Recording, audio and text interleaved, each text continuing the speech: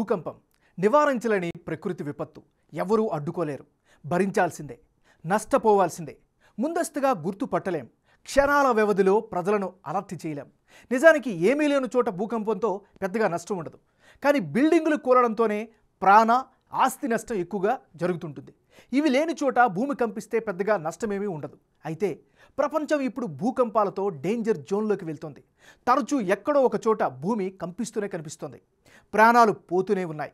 ముఖ్యంగా Japan, Indonesia, Hindu Kush పర్వత ప్రాంతాల్లో ఈ ప్రకంపనల తీవ్రత పెరుగుతోంది.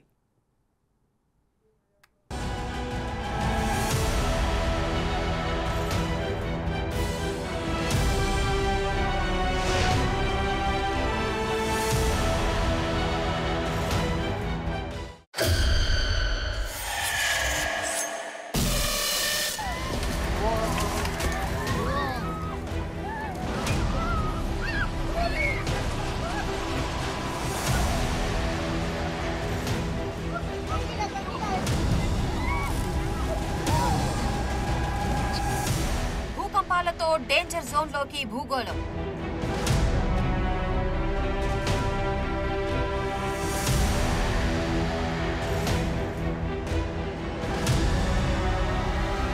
నూట 55 భూప్రకంపనలతో వణికిన జపాన్.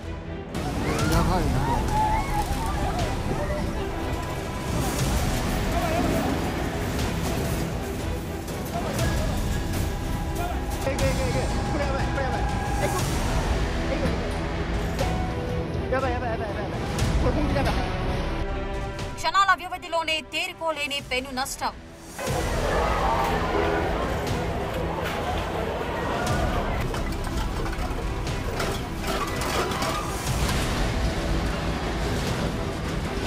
భూకంపాలు చెప్పిరావు, ముందుగా గుర్తించలేం, వెంటనే రియాక్ట్ కాకపోతే నష్టాన్ని నివారించలేం.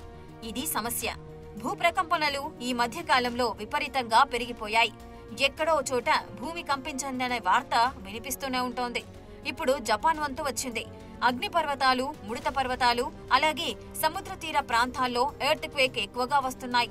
జపాన్ కు రెగ్యులర్ గా ఈ భూకంపాల భయం పట్టి పీడిస్తూనే ఉంది. అలాగే ఇండోనేషియా కూడా ఎక్కువ ఎఫెక్ట్ అవుతోంది.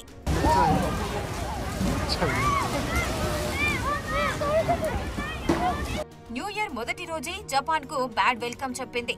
కొత్త సంవత్సర వేడుకల జోషు ముగియక ముందే వరుస భూప్రకంపనలు షేక్ చేశాయి. ఒకటి కాదు, రెండు కాదు, 155 ప్రకంపనలు వచ్చినట్లు గుర్తించారు. రిక్టర్ స్కేలుపై వీటి తీవ్రత 3 నుంచి 7.6 మధ్య నమోదయ్యాయి.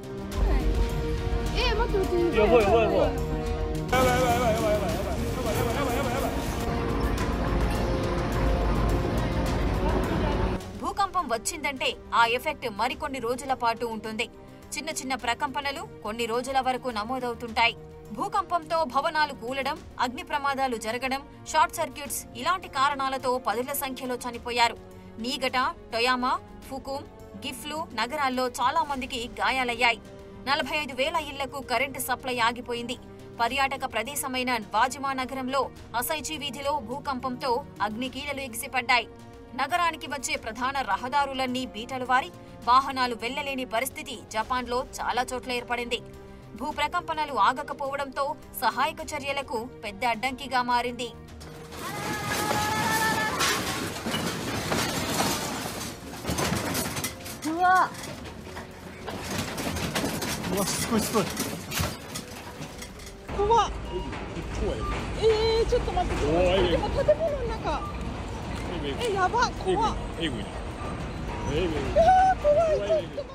సాధారణంగా భూకంపం నేరుగా మనిషి ప్రాణం తీయదు. కేవలం కూలిన భవనాలతోనే ప్రాణ నష్టం ఉంటుంది. గత చరిత్రను పరిశీలిస్తే భూకంపాలు వచ్చిన సమయంలో 90% మందిని తొలి 3 రోజుల్లోనే రక్షించగలిగినట్లు లెక్కలు చెబుతున్నాయి. భూకంపం వచ్చిన తొలి 24 గంటల్లో స్థానికులు చేతులు చిన్న చిన్న పరికరాలతో చేపట్టే సహాయక చర్యలు అత్యంత కీలకం. వీరే అత్యధిక మందిని కాపాడుతుంటారు. ఆ తర్వాత సెల్ఫ్ డిఫెన్స్ ఫోర్స్, ఫైర్ ఫైటర్లు, పోలీసులు మిషనరీతో కూలిన భవనాల దగ్గరికి చేరుకుని కాపాడటం మరో సవాల్తో కూడుకున్నది. శిథిలాలు మీద పడితే కొందరు 72 గంటల దాకా బతికే అవకాశాలు ఉంటాయి. శిథిలాల తొలగింపుతో వారిని కాపాడవచ్చు. అయితే జపాన్లో రోడ్లు నెర్రలు బారి వాహనాలు వెళ్లలేకుండా ఉన్నాయి. ఎయిర్పోర్ట్ రన్వేలు దెబ్బతినడంతో రెస్క్యూ ఆపరేషన్లకు మరింత టైం పడుతోంది. చాలా ప్రాంతాల్లో రైలు, విమాన సేవలు ఆపేశారు. పోర్టుల వద్ద మునిగిపోయిన పడవలే కనిపిస్తున్నాయి. ఈ పరిస్థితితో ప్రాణ నష్టం మరింతగా ఉండే అవకాశం ఉంది. రానున్న రోజుల్లో జపాన్లో మరికొన్ని భూకంపాలు సంభవించవచ్చని అలర్ట్ చేశారు. దీంతో అక్కడి జనానికి కంటి మీద కునుకు లేకుండా పోతోంది.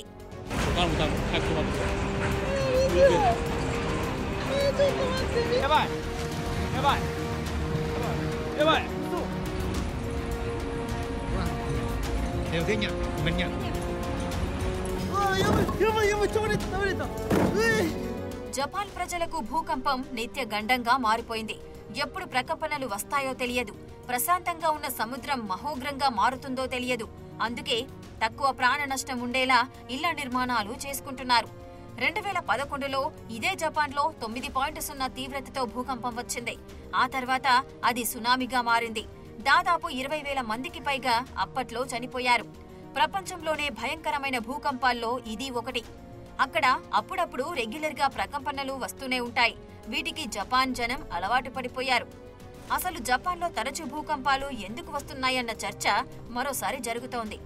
నిజానికి జపాన్ భౌగోళిక పరిస్థితులే ఆ దేశానికి ఎక్కువ ముప్పు కలిగిస్తోంది. అలాగే ప్రపంచంలో ఎక్కువగా ఎర్త్ క్వేక్స్ వచ్చేది పసిఫిక్ మహాసముద్ర ప్రాంతంలోనే. దాదాపు 68% భారీ భూకంపాలు ఇక్కడే నమోదవుతాయి. అందుకే ఇదే తీరంలో ఉన్న జపాన్లో తరచూ భూమి కంపిస్తూ ఉంటుంది.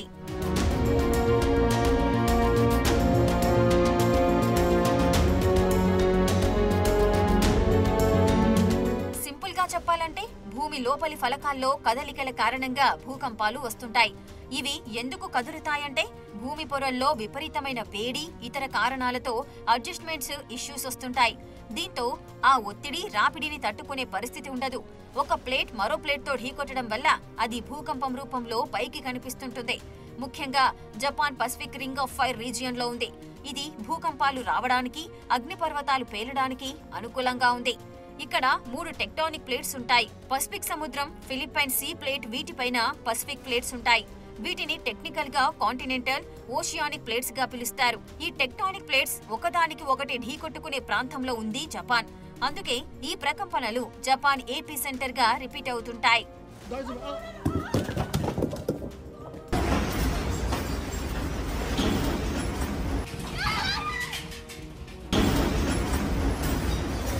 భూకంపాలకు భయపడి బతకడం అంటే వాటి నుంచి తప్పించుకోవడానికి ఏం చేయాలనే దానిపైనే ఎక్కువగా ఫోకస్ పెడుతున్నారు జపాన్ వాసులు. చిన్నప్పటి నుంచే పిల్లలకు ఎర్త్ క్వేక్స్ పై పాఠాలు చెబుతున్నారు. డ్రిల్స్ నిర్వహిస్తూ అవగాహన కల్పిస్తుంటారు. ఉన్నట్టుండి అలారమ్స్ మోగించి వెంటనే విద్యార్థులందరూ బెంచ్ల కింద దాక్కోవాలని చెబుతుంటారు. ఇదో రెగ్యులర్ ప్రాక్టీస్ అయిందక్కడ.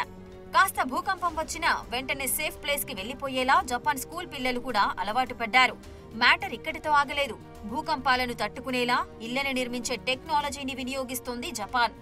ఇక్కడి బిల్డింగ్స్ లో సెస్మిక్ ఐసోలేషన్ బేరింగ్స్ ను వాడుతున్నారు. భూకంపం వచ్చినప్పుడు బిల్డింగ్ హారిజాంటల్ గా కదిలేలా చేస్తాయి. ఫలితంగా భవనంపై ఒత్తిడి తగ్గి డ్యామేజ్ తగ్గిపోతుంది. ఈ బేరింగ్స్ తో పాటు కాంక్రీట్ ఫ్రేమ్స్ ని ఏర్పాటు చేసుకుంటున్నారు. భవనాలు కూలిపోకుండా ఇవి అడ్డుకుంటాయి. భూకంపాన్ని ముందుగా పసిగట్టేలా భవనాల్లో అలారాన్ని ఏర్పాటు చేస్తున్నారు. ఎప్పుడైనా భూమి కంపించినప్పుడు ఆటోమేటిక్ గా గ్యాస్, ఎలక్ట్రిసిటీ సప్లై నిలిచిపోతుంది. ప్రభుత్వం ప్రత్యేకంగా బిల్డింగ్ కోడ్స్ ను తీసుకొచ్చింది. రూల్స్ ప్రకారమే బిల్డింగ్లు కట్టాల్సి ఉంటుంది. భూకంప తీవ్రతను తట్టుకునేలా అన్ని జాగ్రత్తలు తీసుకోవాలి. అంతేకాదు జపాన్లోని అన్ని బిల్డింగ్స్ ని 10 ఏళ్లకోసారి చెక్ చేస్తుంటారు. ఏమైనా లోపాలుంటే వెంటనే సరిచేసుకోవాలని ఆదేశాలిస్తారు. ఈ విషయంలో చాలా ఖచ్చితంగా వ్యవహరిస్తోంది జపాన్ ప్రభుత్వం. ఎందుకంటే ఏ భూకంపం ఏ రూపంలో వస్తుందో తెలియదు. ప్రాణ నష్టం ఎక్కువగా బిల్డింగ్ల కారణంగానే జరుగుతుండటంతో ఇలాంటి జాగ్రత్తలు తీసుకుంటున్నారు. అటు తీరంలో భూకంపం వచ్చి సునామీలు వచ్చినా జాగ్రత్తలు తీసుకుంటున్నారు. జపాన్ అణు విద్యుత్ కేంద్రాల దగ్గర ప్రత్యేక రక్షణ చర్యలు చేపట్టారు.